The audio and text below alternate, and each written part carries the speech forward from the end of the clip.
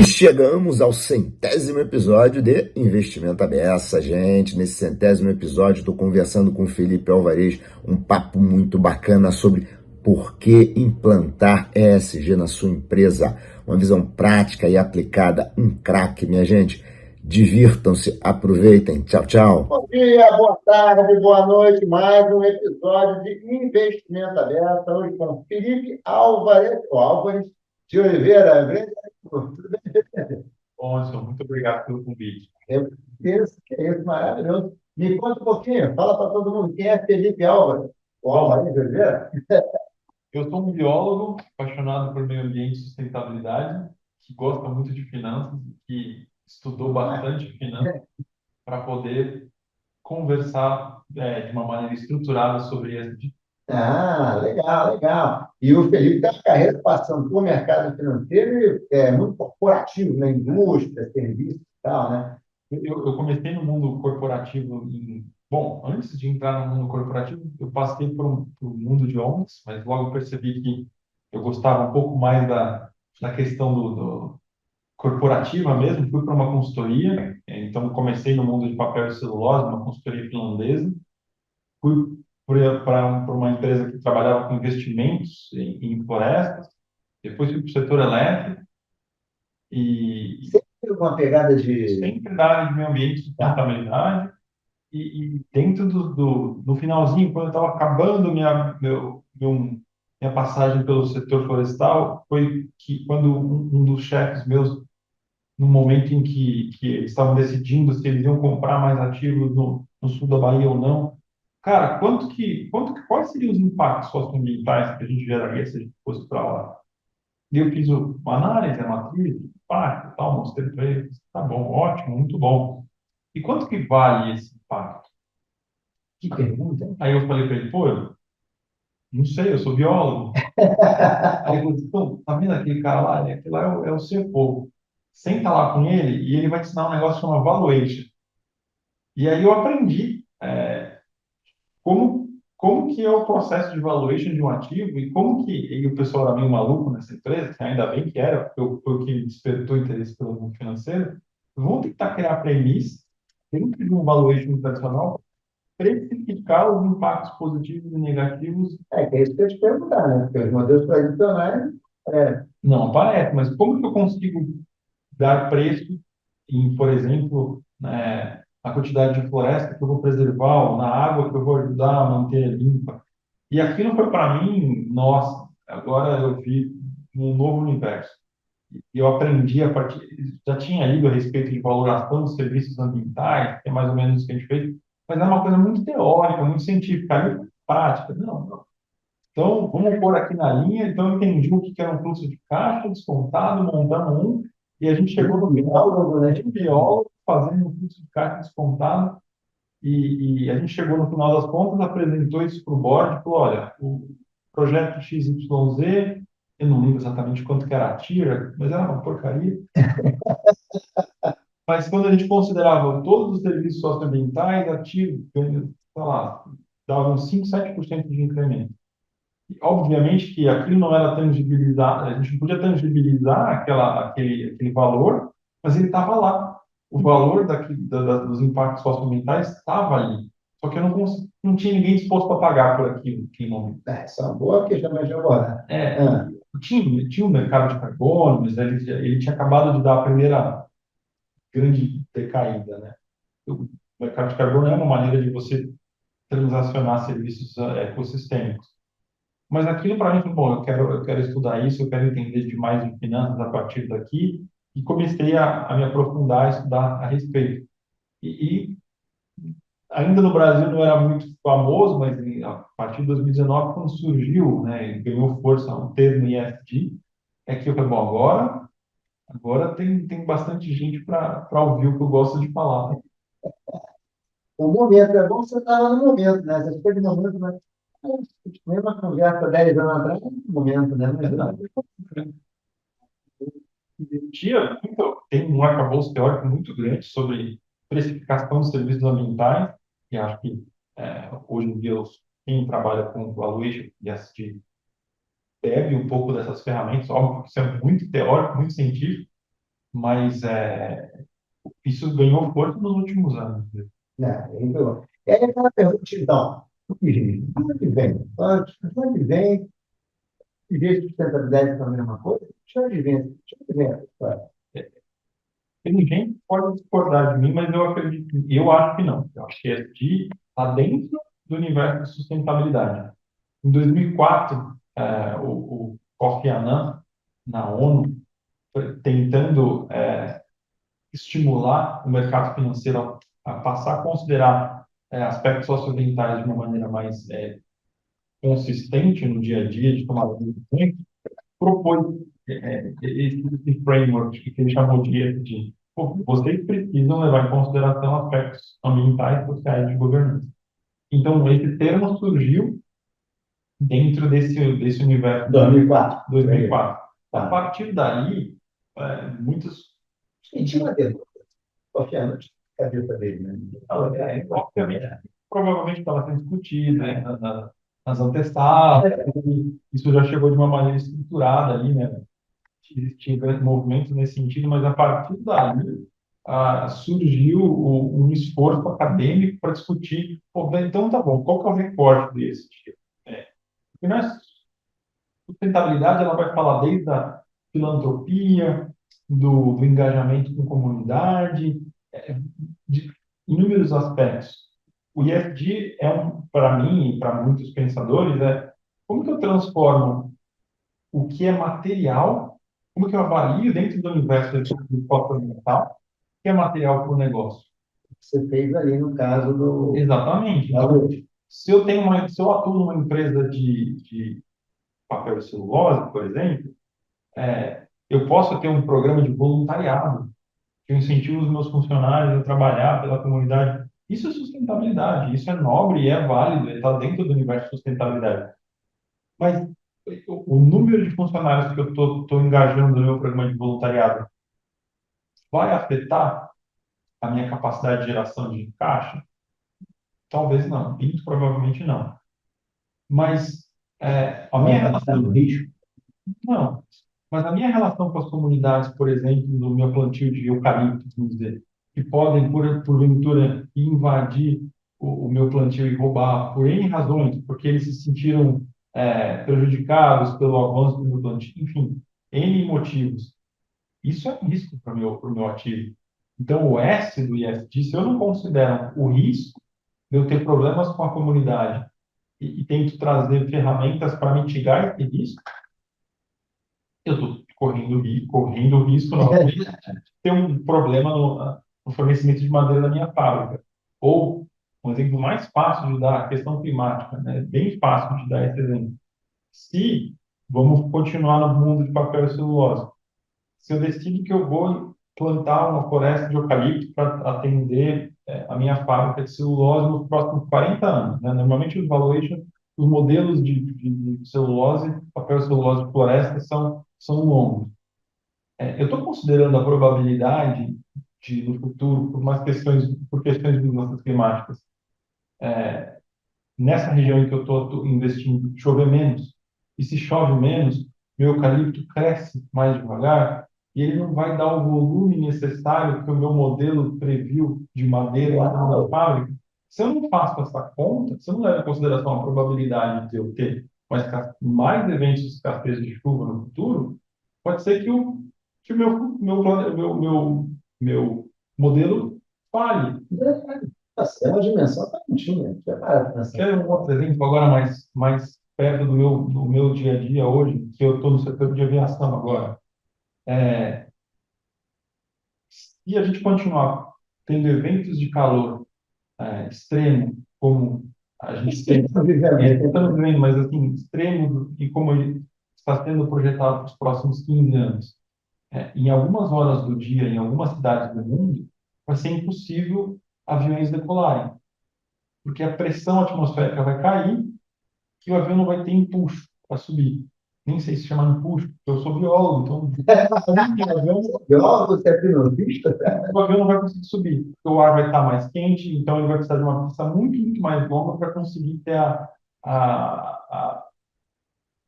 força para decolar. que vai acontecer com o aeroporto e operadoras aéreas? Menos voo, se tem menos voo, tem menos receita. Se tem menos receita, menos lucro.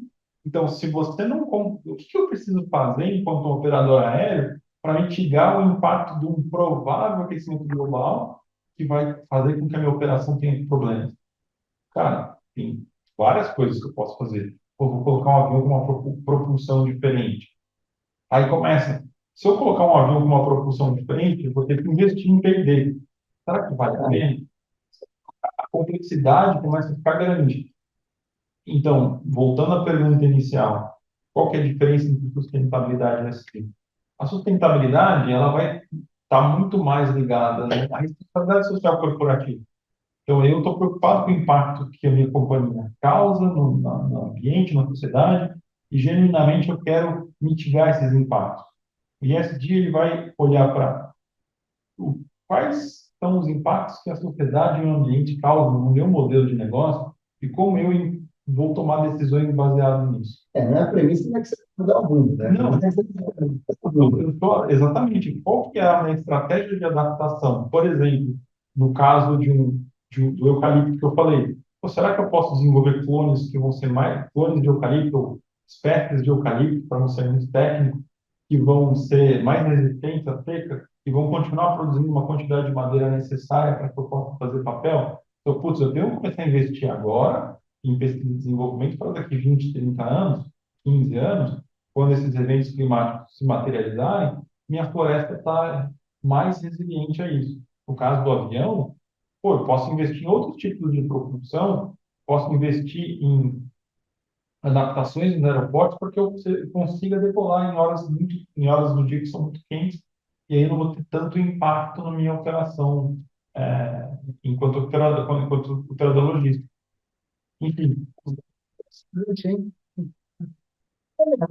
Como disse, são duas pautas. Uma é talvez tentar sensibilizar e participar de um esforço para que conter esse crescimento, aquecimento global e tudo mais que você está falando. E o segundo impacto, já que a realidade se interpõe, né, é com medo.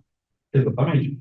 E o universo do ESG fala das duas coisas: a mitigação, como eu mitigo o impacto futuro, e a adaptação, como eu me adapto ao impacto futuro. Em geral, eu, enquanto É. profissional, de dentro do mundo corporativo, eu escuto muito principalmente quando a gente trata com investidor, as perguntas são: qual é a sua contribuição para a redução das suas emissões, por exemplo? Então, se eu vou reduzir emissões, eu estou contribuindo com a mitigação do impacto. Eu estou fazendo a minha parte enquanto empresa para reduzir o meu impacto e tentar diminuir a probabilidade dos cenários catastróficos que são projetados acontecerem. Mas, por outro lado, eles também querem saber, bom, beleza, mas e aí? E o que você está fazendo para que daqui 5, 10 anos, as regulações que provavelmente vão vir impactar o seu negócio, como é que você vai se adaptar a isso? Como é que você vai se adaptar à provável escassez de matéria-prima para produção de determinado insumo para a sua cadeia produtiva? Você tem que ter essa resposta. Se você não tem essa resposta, que mensagem você está passando para o investidor? É. É um risco investir aqui. Existe uma incerteza. Essa pergunta é que eu faço. O investidor, ele vai hoje a você perguntando questões do ESG. Primeira coisa, já tem investidor perguntando? Muitos Já tem mesmo? O cara vai lá e pergunta. perguntam. Eu não sou da área de relações com investidores, mas a área de relações com investidores me aciona sistematicamente, praticamente toda semana tem call com o investidor. E eles perguntam. E você acha que eles estão perguntando por quê? A tua leitura é o quê? Vamos lá, pode ser desde moda, afinal, quem está falando aqui. Eu acho que tem um investidor que precisa, normalmente o investidor, o braço brasileiro de uma matriz, então está cumprindo uma especificação da matriz, então você tem que ter empresa europeia. você tem que ter uma análise, um banco europeu, um banco no Brasil com matriz europeia, então você tem que fazer um levantamento de risco. Mas tem investidor que você vê que de fato ele quer saber se você está atuando para gerenciar o risco, no management gap. tem um risco que você não vai sair. É o risco inerente do seu negócio, do processo, mas tem uma. O Silicon Valley quebrou, não tem nada a ver com o mais velho do mundo, né? Pois é, E risco é risco, risco existe. mas Mas dentro do risco que o seu negócio está exposto e que podem ser classificados dentro do universo ESG, o que você está fazendo para gerenciar? Uma parte você faz, uma parte você não faz. Então, esse management gap, essa parte que você não atua, quais são os seus planos para passar a atuar nela? Um exemplo, voltando para o social, né? Um risco de a sua empresa ser considerada uma empresa não inclusiva. Isso é um tá risco que bom. está em qualquer lugar, em qualquer empresa, em qualquer negócio. Então, ele vai normalmente eles perguntam, você tem ferramentas para identificar é, a quantidade de mulheres em cargos de liderança? Sim, tem. Você tem planos para desenvolver as mulheres que ainda não estão em cargos de liderança para assumir posições de liderança no futuro? Sim, tem. Você divulga o gap entre salários de homens e mulheres? Algumas empresas divulgam, outras não. Se você não divulga, por que você não divulga? Você tem planos para divulgar? Então, o investidor, principalmente o investidor internacional, ele vem nessa linha. Ele vem te cercar, te fazer perguntas e sugerir que você passe a dar o disclosure de determinadas informações. Em uma situação específica, um investidor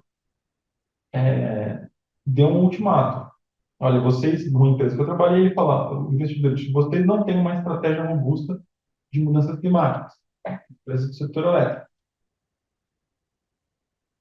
Se vocês não apresentarem uma estratégia de gestão de mudanças climáticas, nós, por mandato, seremos obrigados a desinvestir em vocês.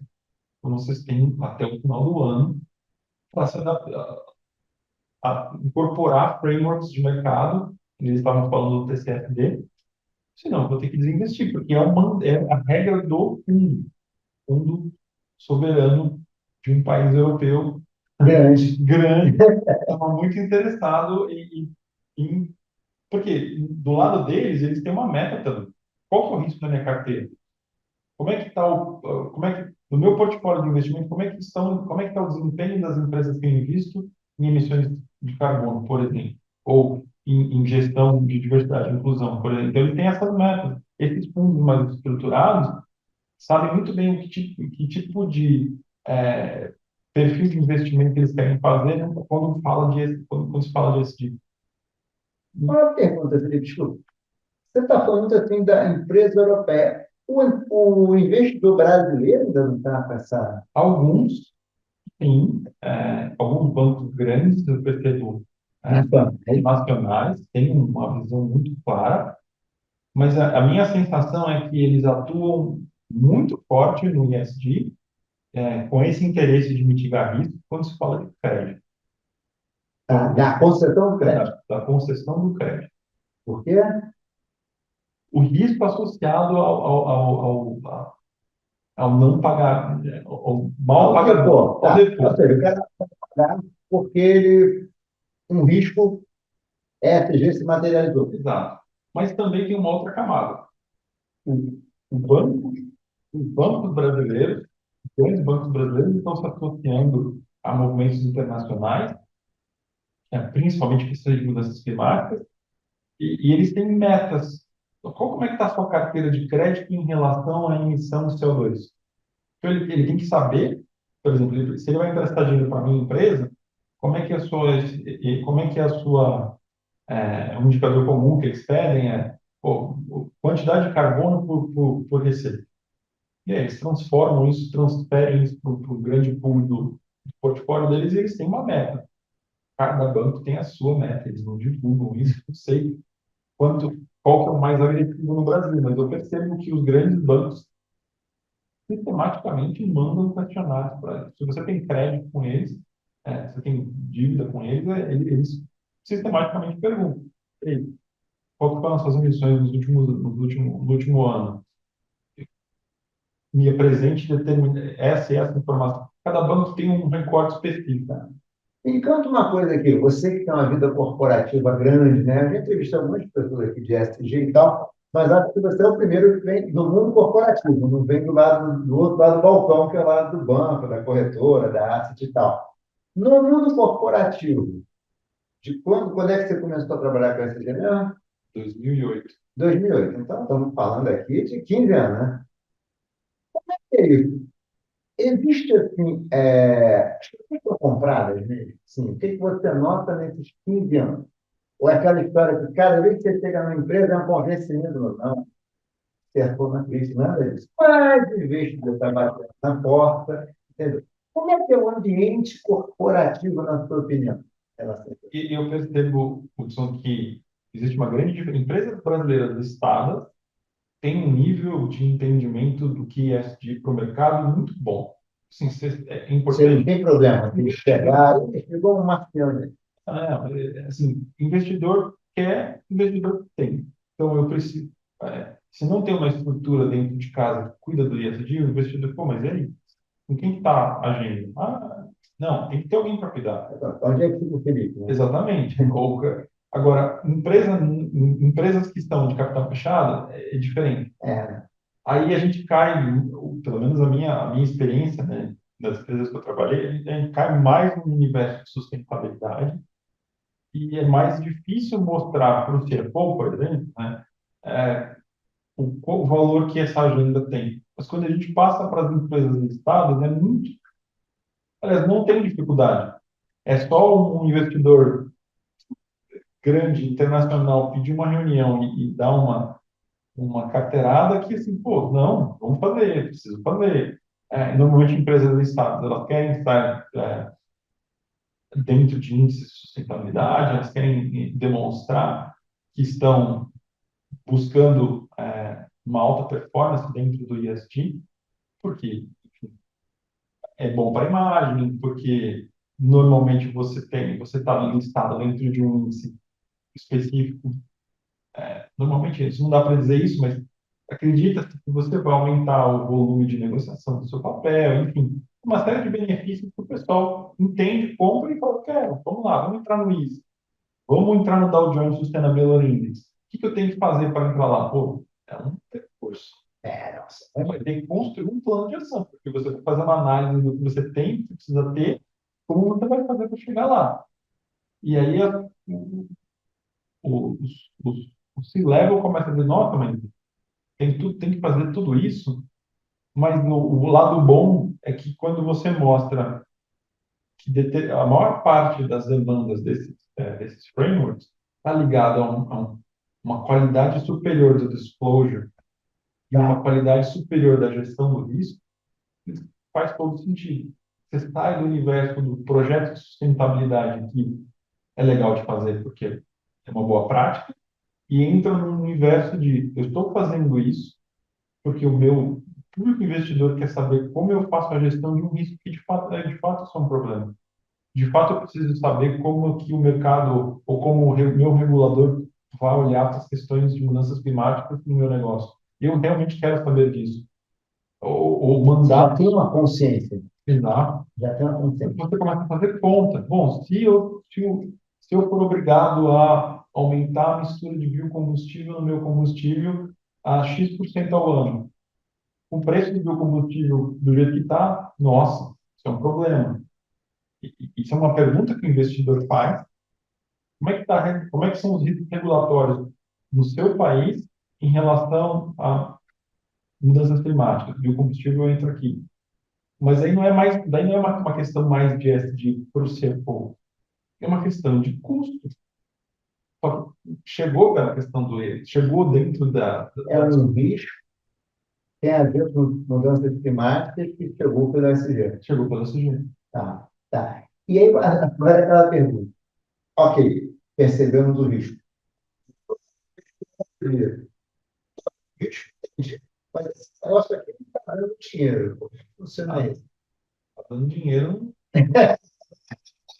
É assim, a premissa é básica. Fazendo Não, todos os indicadores SG, está lindo. não. Assim, eu acho que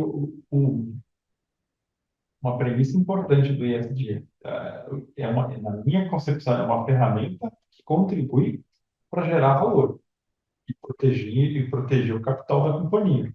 se eu gasto mais, se o molho sai mais caro que o peixe, não faz sentido. Se eu tenho uma equipe de sustentabilidade de 40 pessoas e tenho um orçamento gigantesco, simplesmente para dizer que eu tenho, Não, você está lá batendo todas as metas, com bonita, mas o EBITDA cai. não, não faz sentido.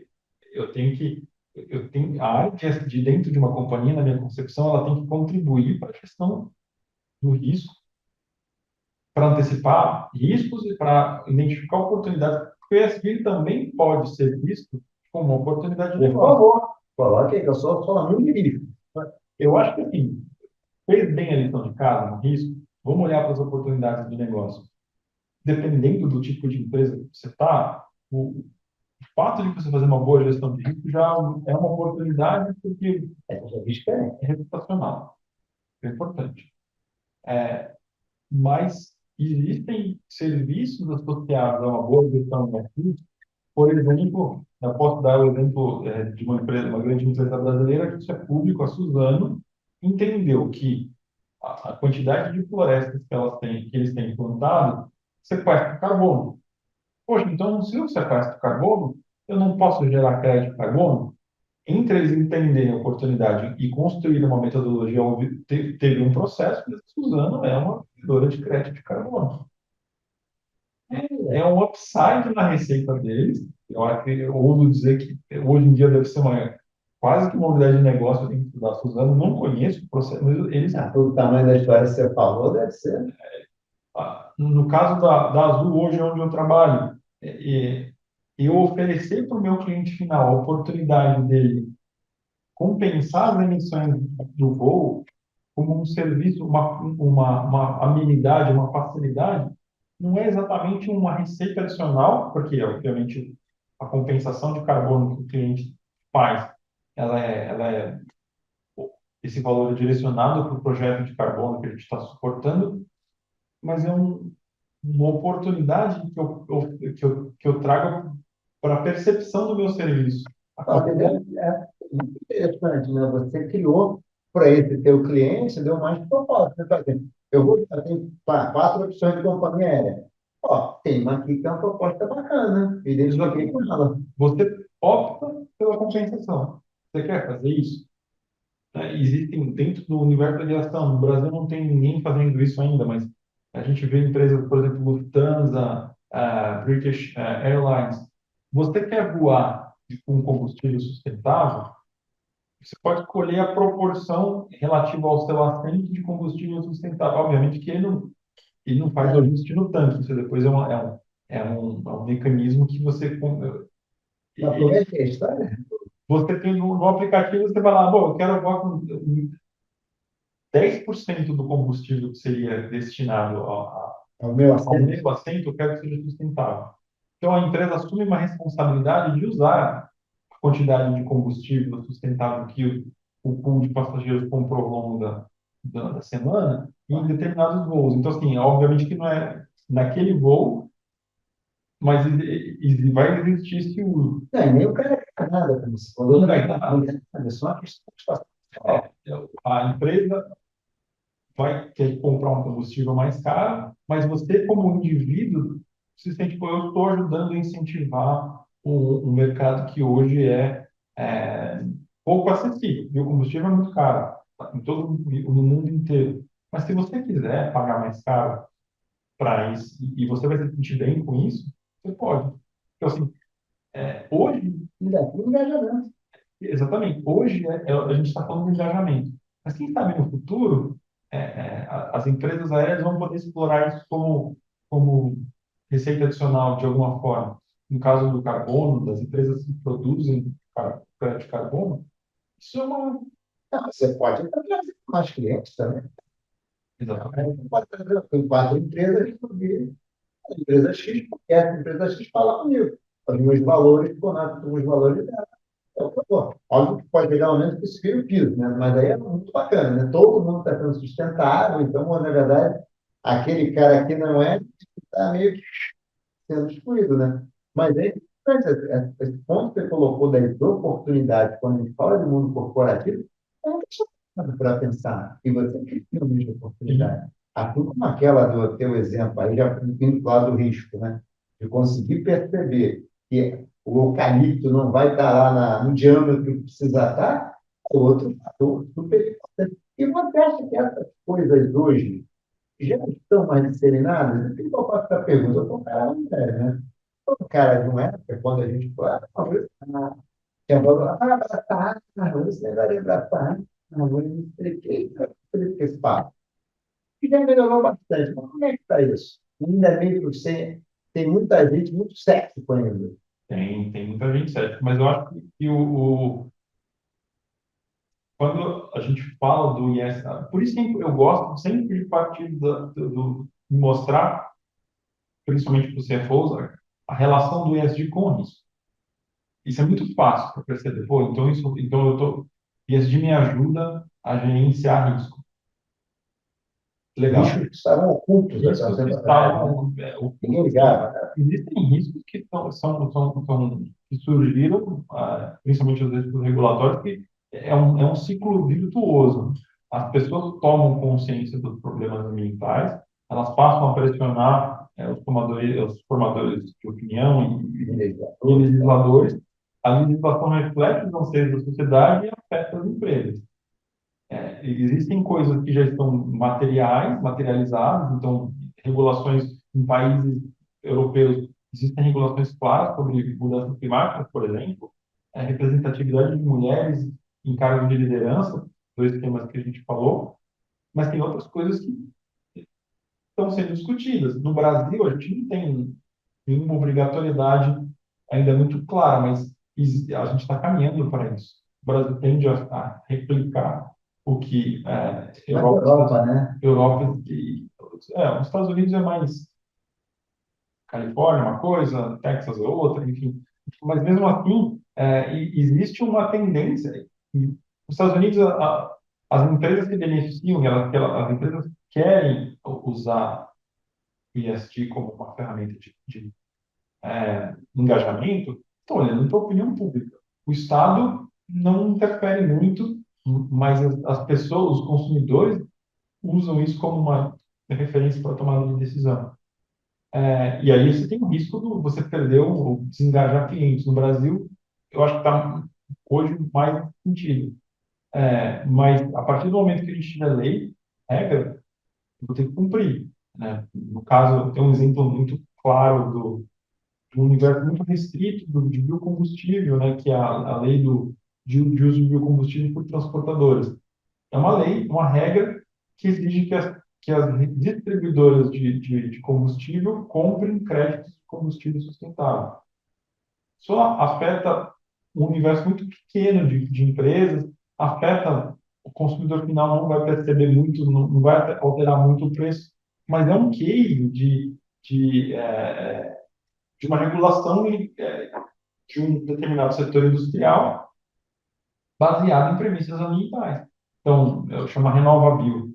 Se isso se expandir para outros setores da economia, ou esse modelo for replicado, Mas essa função também, né? De dar aquela espetada, de dar aquele empurrãozinho, né? sim, não, Empurrãozinho daqui, empurrãozinho dali. e é importante, eu acho que é importante, eu acho que precisa desses balizadores, mas isso põe uma regra nova no jogo. Se a regra nova do jogo não é antecipada por uma empresa, é, isso.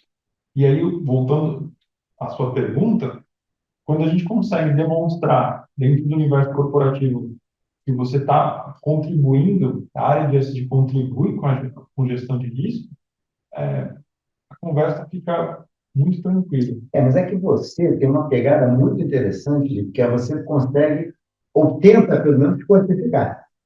É isso. Né? E no fim das contas é o seguinte: você, imagina eu, uma empresa, né? Você traz uma lista de benefícios e riscos, mas quanto custa? Quanto é que eu vou? No final das contas, é uma pergunta: isso aqui vai, olhando para frente, isso aqui reduz quanto o meu risco?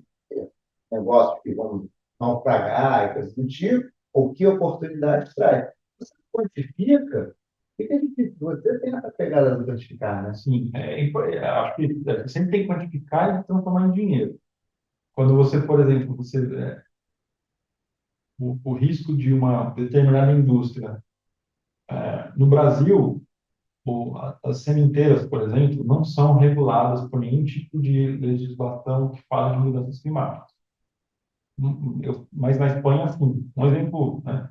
Então, na Espanha, uma sementeira ela tem um cap de emissões, então, de emissões de carbono. O que ela emite a partir dali, ela tem que compensar.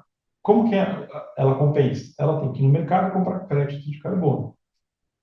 Então, se ela não faz uma boa gestão, ou se o processo dela É, mais velho, enfim, investir para ela, aprimorar. Investir. ou ela tem um determinado grupo tem uma fábrica que é mais antiga, que putz, não vale a pena aprimorar, se não tivesse a lei, beleza, toca o pau, vamos lá, as máquinas estão funcionando, o processo está Estou vendendo? rendendo, aí o governo vai lá e fala, não, beleza, você pode emitir até aqui, a partir daqui você vai me pagar, se emitir em excesso.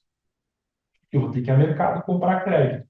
E pode ser que o governo fale, a partir de, se acontecesse no Brasil, daqui 2030, todas as empresas de cimento que emitirem acima disso aqui vão ter que comprar crédito de carbono. Beleza. Aí você vai modelar isso. Então, eu já estou 5% acima do cap. Para eu reduzir, ficar abaixo do cap até daqui 7 anos, eu tenho que investir X, né? Eu faço essa conta de cap que eu tenho que investir em melhorias tecnológicas para estar abaixo disso. E se eu não conseguir chegar lá, a partir de 2030, eu vou ter que comprar crédito de carbono. Quanto que vai ser o crédito de... Daí o pessoal pergunta, quanto que custa o crédito de carbono em 2030? Não tenho a menor ideia. O crédito de carbono custa um preço hoje, daqui a 2 semanas ele vai mudar completamente o preço. É bem provável que num mercado regulado a tendência do crédito seja subir, porque você vai garantir você vai fixar uma demanda. Então, se os vendedores sabem que você vai querer comprar, provavelmente vai subir. E aí, se você estabelece, pô, se hoje o crédito de carbono está $5, vamos manter o câmbio estável e vamos pensar que isso aqui vai subir 15, 20%, então será que não vale a pena começar? E você chega à conclusão que o investimento não vale Então, investimento vale a pena. não vale, você não vai conseguir levantar esse capital até lá, ou você até levanta, você não vai conseguir modernizar a sua fábrica até lá. Será que não vale a pena você começar a fazer hedge de carbono, entre aspas, agora, comprar o carbono agora que está mais barato? Aí o CFO vai te perguntar, mas você tem certeza que vai subir o preço? Não, não tem. Mas só o fato da gente trazer esse problema nesse nível, cara, eu não tenho certeza do preço do crédito, e muito menos você tem certeza do preço do câmbio. E o crédito de carbono é vendido em dólar. Você percebeu o tamanho do imbróglio que você tem pela frente? Uma coisa é certa, né? Se tem uma lei que diz que você tem um cap de emissões, você vai ter que cumprir. Ou seja, vai ter gente comprando.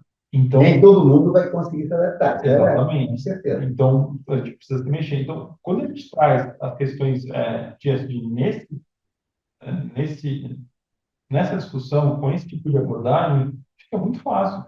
Porque, de certa maneira, eu estou traduzindo a minha linguagem de gestão ambiental, gestão socioambiental, uma linguagem financeira, para que o tempo possa tomar uma decisão. Se for super claro, né? Você tem um exemplo aqui super claro. Essa questão do cap de emissão, você já para e faz conta. Pô, você olha as tuas plantas e vê. 7 anos eu vou gastar tanto para me adaptar.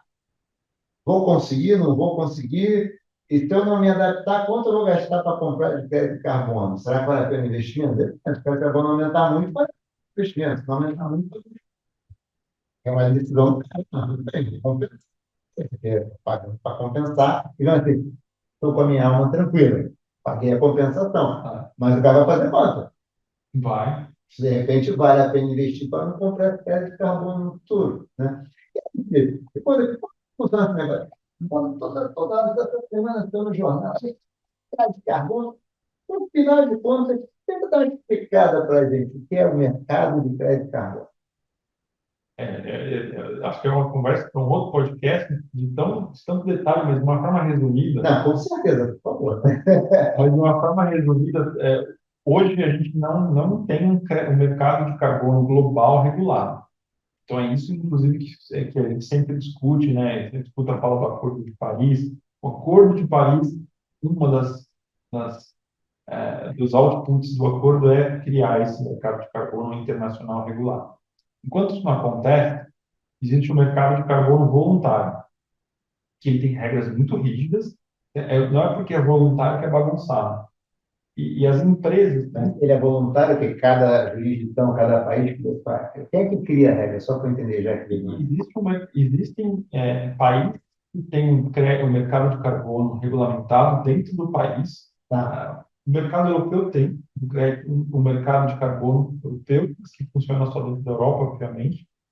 Os Estados Unidos tem na Califórnia, México, enfim, tem alguns países que têm as suas próprias regras, mas internacionalmente eu não posso, com, dependendo do país, você até pode comprar crédito de carbono de fora, mas não existe um esquema definido de como isso funciona globalmente. Tá. O que existe são regras locais, mas globalmente o que existe e que funciona globalmente? Eu posso, no mercado voluntário, produzir um crédito de carbono no Brasil, dentro de um framework, então tem que seguir regras.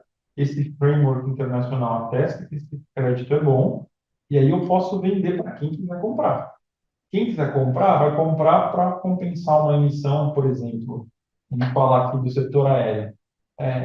Eu quero compensar as minhas emissões porque isso é uma boa prática, isso é importante para a minha reputação, então eu vou. Mas ninguém está me obrigando. A United Airlines.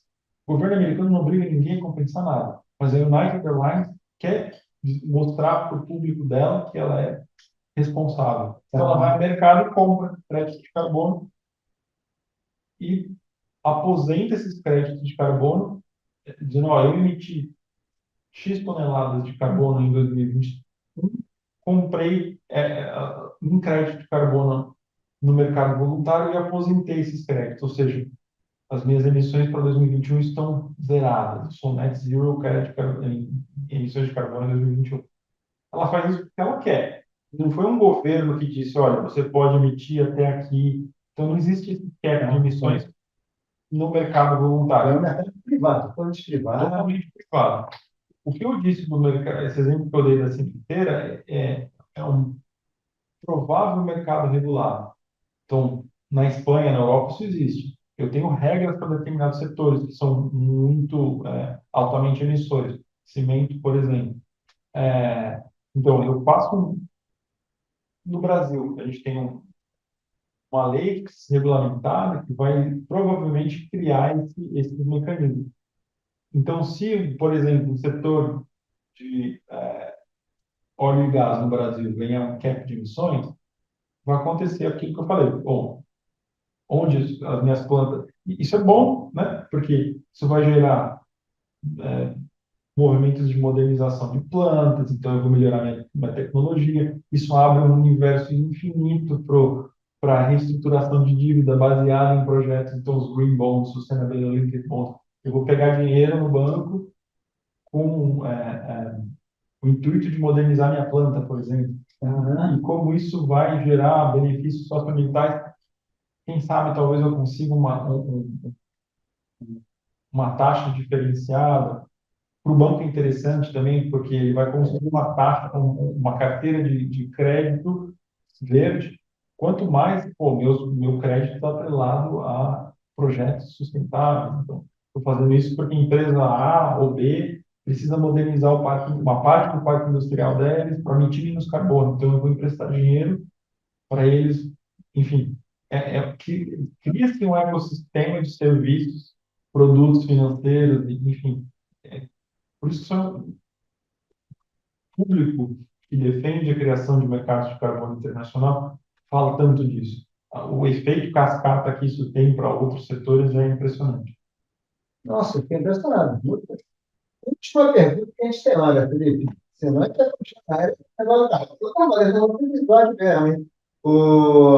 Tendência. A gente tem falado muito assim na Agenda 2030, né? Sim. Da ONU e tal. Fala um pouquinho dessa agenda para a gente e fala um pouquinho das tendências. O que vai ter um ponto em 2030 ali, botando um bastante temporal. 2030 é um milestone, sendo tipo, falando de uma maneira resumida, pensando em mudanças climáticas, a gente precisa ser neutro, o mundo precisa ser neutro em carbono em 2050.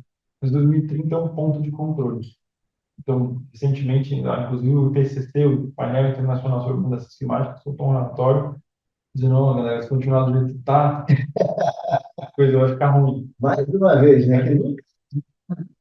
Que Não, assim, eu estou dando um recorte da Agenda 2030, né? A Agenda 2030 da ONU, ela tem outros aspectos, né? Inúmeros aspectos, compromissos que as empresas e as nações assumem dentro de diversos temas, né?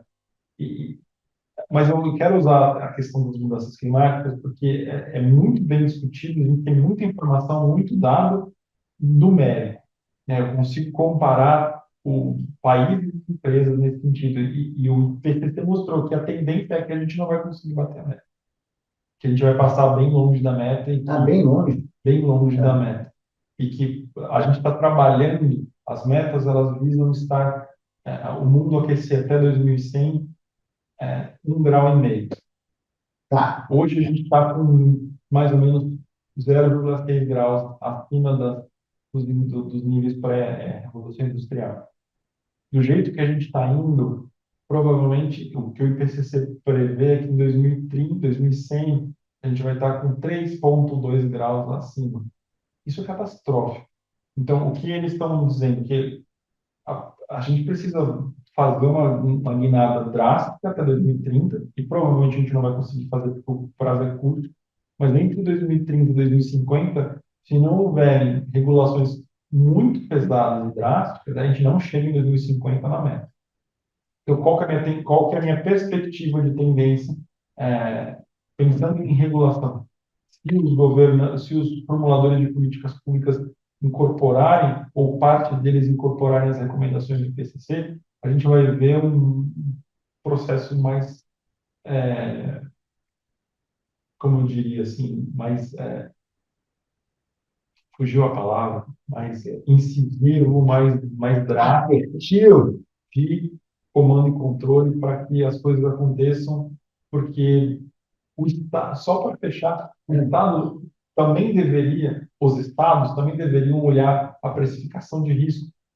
Se para cada tonelada de carbono que eu adiciono hoje na atmosfera, isso vai aquecer o planeta em determinada quantidade, isso vai gerar eventos climáticos extremos, como o que a gente tem visto, por exemplo, agora no litoral, quanto que o governo está gastando para resolver resgatar pessoas, consertar a estrada, reconstruir casas? Isso é um custo social.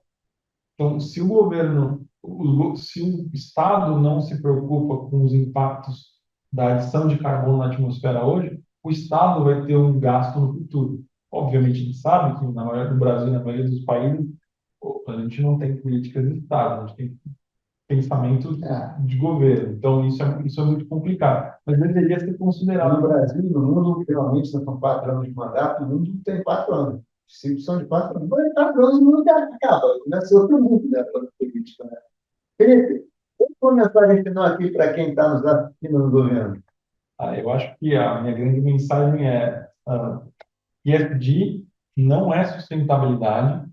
ESG é uma ferramenta importantíssima para a tomada de decisão dentro do mundo corporativo, que leva em consideração aspectos de sustentabilidade combinado com ferramentas de finanças. E é por isso que eu acho que é um tema que tem cada vez ganhado mais força e relevância, porque ele ajuda de fato na tomada de decisão. Não, hoje, sinceramente, achei essa conversa esclarecedora. Você trouxe o lado, né, o lado do balcão, o lado corporativo. A gente já conversou aqui, tivemos algumas conversas aqui com pessoas do lado do mercado financeiro. Você trouxe a visão do lado corporativo, fez muito sentido. E, aliás, exemplos ótimos. Eu consegui entender o que é possível. Bom, Felipe, super obrigado, obrigado mesmo. Gente, episódio Investimento Aberto com Felipe Alvarez de Oliveira. Obrigadão, gente. Abraço. Tchau, tchau.